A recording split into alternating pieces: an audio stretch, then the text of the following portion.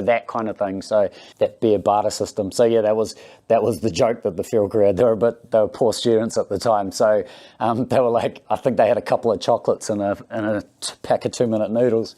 That's right, I'd forgotten about that. Yeah, it was quite hard goes. And we had, because they invited me because that was when that dictionary definition we were just talking about, that's when it came out. And we had sort of mutual friends, and they invited me to the radio show to be interviewed. And then, yeah, we got really drunk and had a ball. And so every week I'd go hang out with them at the show. And we weren't allowed to drink on Wintec, so we used to pretend that we weren't. So it became Stunt Bear Thursday was what it was called, because they weren't real bears, they were stunt bears. So that's how no, this isn't really alcohol, and then we'd be drinking it. So that became a bit of a tradition, and then sort of lost touch with Mitch a little bit, just because life got in the way. But Fro's basically family. I still hang out with Fro quite a bit. Yeah, and he was on the Bogans show as well. And how did you manage to write the book when you are going to concerts and getting drunk? The thesis was even harder, because part of the field research was actually going, like I would go with the people who participated in my thesis. I'd go with them to gigs, and we'd talk about things that were going on, and so that was quite hard. So I had some really fascinating, you have a supervisor when you're like an academic, and he wasn't into the culture at all. So we'd have these really fascinating discussions of how to do field work, and it'd be like, I'd have to be one of the few students that their supervisor said, don't go get too drunk when you're out there, because you won't be able to take decent notes. And then we started talking. I was like, dude, I can't stand in the middle of a pub writing in a notebook. And it's dark. Yeah, and there's that too, but also people like, what is that guy writing? And, this was at my local metal bar as well, and it was a bar that I'd gone to before I started study. So people knew me, but what is Dave up to? And so he said, we'll just go into the bathroom when you write your notes. And I was like, okay, that sounds good, And I was writing notes as I was walking, and there was this massive skinhead guy at the urinal taking a piss. And I was writing, and I just looked up, and he turned to look at me like, what the fuck? And I just said, no, you're right, let us walk away. Yeah. There was some fascinating. So that the thesis was really difficult to do, with the field work and concerts and stuff like that. The book, it was quite. I don't think there were any international acts that came around that time, so that wasn't too bad. But I sort of finished editing it while traveling to conferences, so that was a bit tricky. But yeah, managed to get it done. And when it's something that you love, like both in terms of the thesis and the book, when it's something that you love, it makes it a bit easier. If it's something that you're passionate about, it makes it a bit easier to do and keep doing. What's the most key moments when you're writing, or probably interviewing the guest, or writing the book? I've had so many. In terms of the thesis, the TV, I've been really lucky. There have been some really cool moments through the whole journey, including this exhibition now. But having my name on a beer bottle cap as a trivia question. I saw that. That was an amazing moment for me, especially because it came out of the blue. No one talked to me about that beforehand. So a friend just messaged me and said, "Bro, you're on a," because it was Waikato draft as well, and I don't drink Waikato, but that was a big moment. Fro and I, we talked our way backstage at a Lamb of God gig, pretending to be journalists. That was a cool part, and we got to interview them and put that on YouTube. That was really cool. They don't know that you're not journalists? No. We pretended. It was, I can't remember when that was. I think, I'm not too sure what that year that would have been. But yeah, I somehow got included in like a email thing by mistake, inviting journalists to come backstage and interview Lamb of God. And so Fro and I just went along like, oh yeah, we're journalists, and made up a magazine or something, and like that was real cool. I went to the psychology conference I went to in Portugal. Just happened to be purely luck, and I swear this was luck, that Rock in Rio was in Portugal. Right. So I got to see like Metallica and Machine Head in another country with 50 or 60,000 other people. That was pretty cool. And just looking behind me and seeing a massive crowd of people all waving their lighters, that was pretty cool.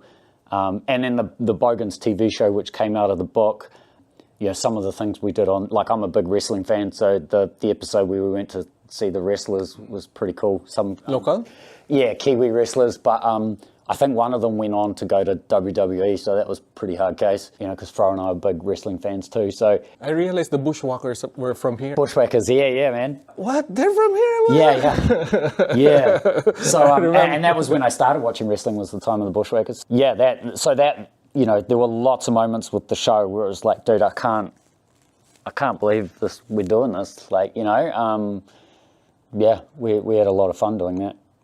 And as I think I told you yesterday, it started out being a documentary, but slowly morphed into a reality TV show for some reason. So Fro and I had to have a bit of a think about how we were being portrayed and what do we want to do. And then we kind of decided, I guess it's a pretty bogan attitude. We were like, it's a bit of fun and a bit of a laugh, and we don't take ourselves seriously anyway. So let's keep doing it. Like, until how many seasons is that? It was just the one.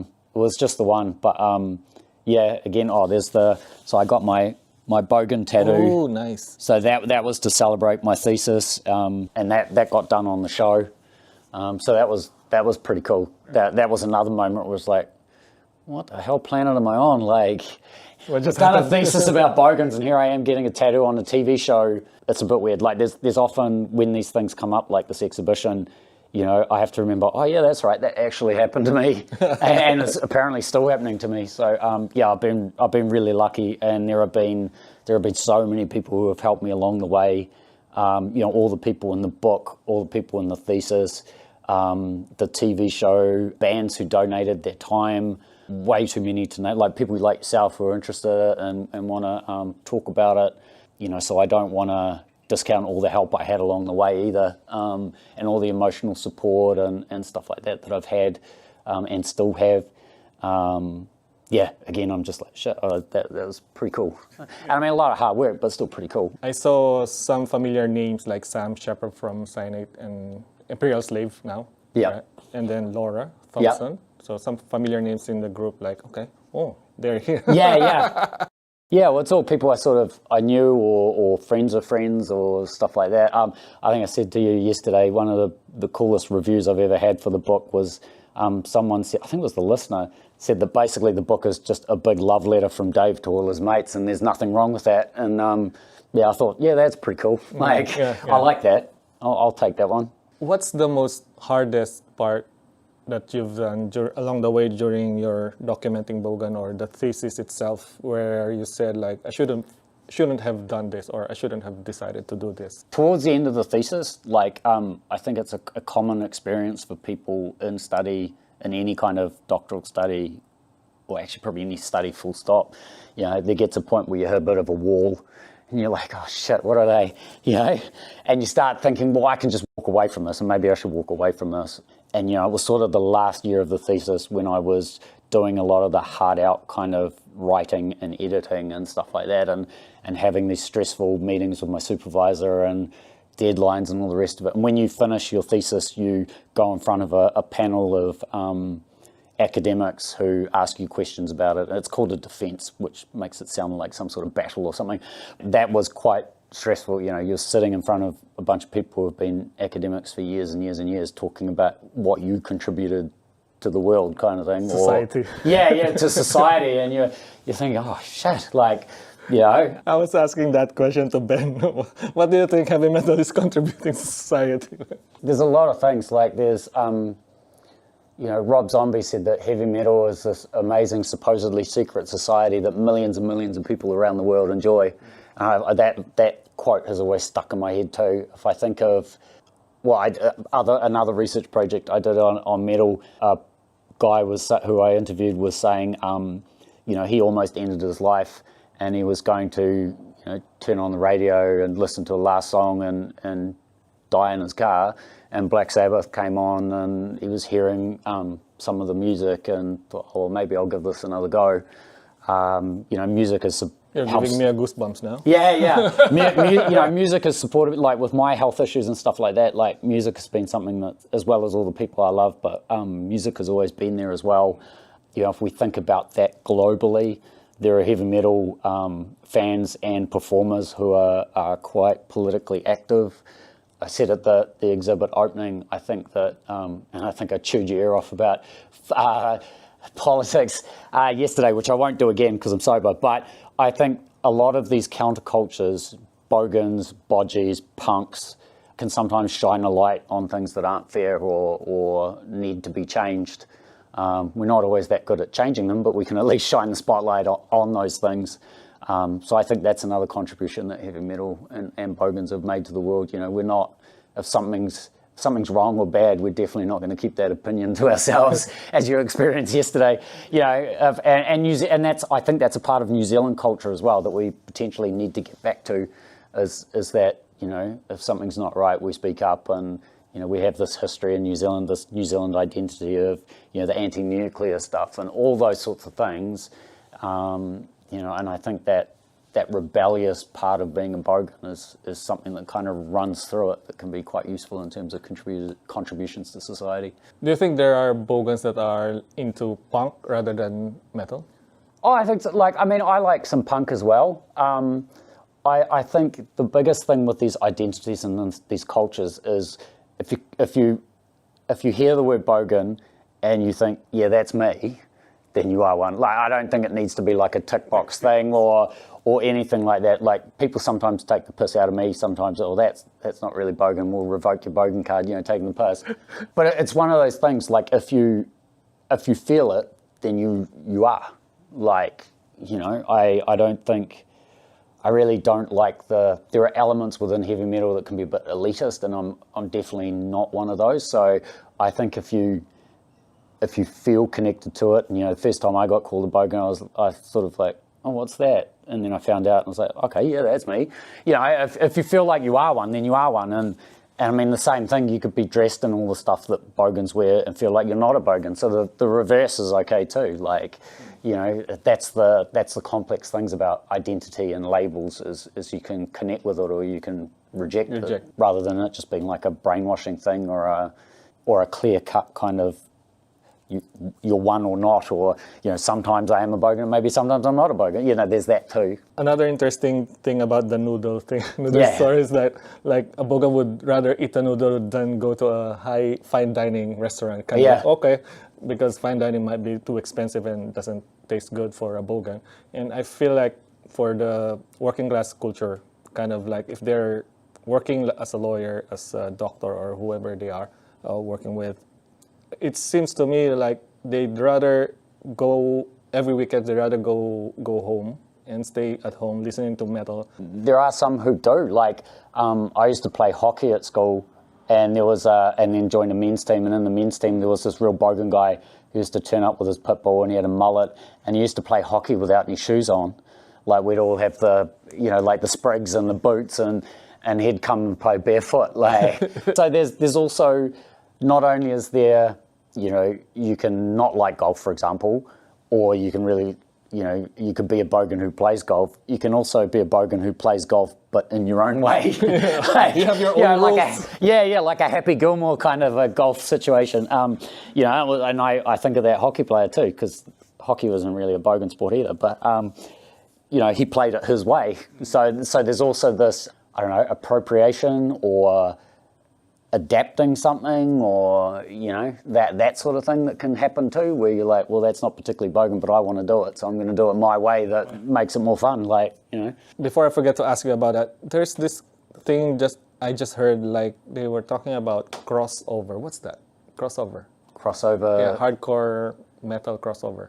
What's that? If you don't have any idea about it. Though. Yeah, I don't know. Like I think there are lots of genres and subgenres of metal and drawing on influences and stuff like that. So, you know, you can have some of this, you know, metal and hardcore or metal and punk. A lot of metal bands have punk albums. A lot of punk bands have metal albums. Yeah, all that sort of thing. Like most of the stuff I listen to is like thrash and death metal, but you can have a lot of stuff, other cultures sort of coming into it as well. A lot of bands that draw on other cultures. I mean, you had Sepultura with bringing in the Brazilian, like Ratamahata and Roots. Yeah, stuff like that. You know, you have, in New Zealand, you have like Alien Weaponry bringing in Te Ao Māori. You got Shepherd's Reign bringing in Samoan influences. You have like bloody wood in India that brings in traditional Indian instruments and stuff like that. So, you know, a lot of like folk metal in Scandinavia as well that draws on other things. So it's, yeah, I love that sort of stuff. So you have all these crossovers and drawing on different genres and stuff like that. So I haven't heard of that in particular, but I don't know if I was going to say anything. It's probably, you know, just how that kind of fluid nature of the music.